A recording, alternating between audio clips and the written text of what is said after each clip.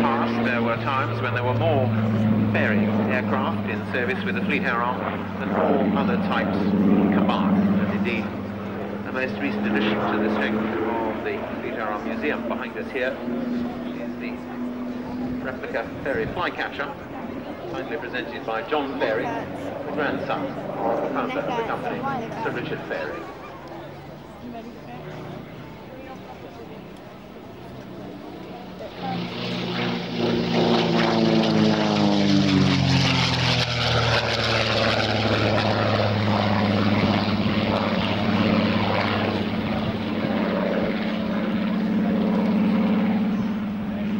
Thus, this is the Fairey Firefly AS5, displayed for us this afternoon by Lieutenant Commander Don Sigourney, when not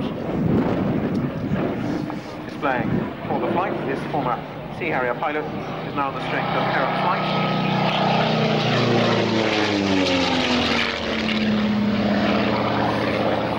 Thus here at Yeovilton, flying the jet stream.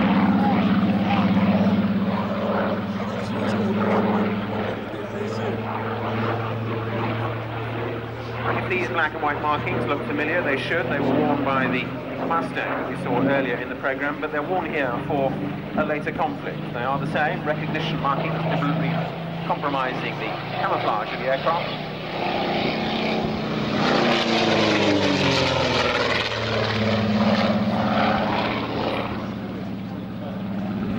But this time, not for the Allied invasion of Normandy, but for the United Nations operations in Korea, the 3 years of the Korean War from June 1950 onwards.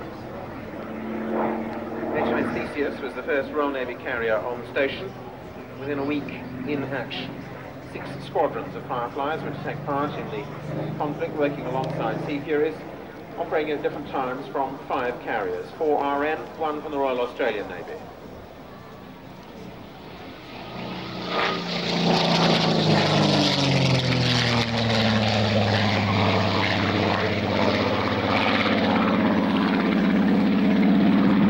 The whole of the 3 years of the conflict, one or more ship was constantly in West Korean waters. Their task was the destruction of the communist communications and supply lines. Although there was not, it must be said, a great deal of air opposition as far as the fleet air arm was concerned, definitely the climate provided a great deal by way of opposition. Nonetheless, the fleet air arm was to return some remarkable operating records.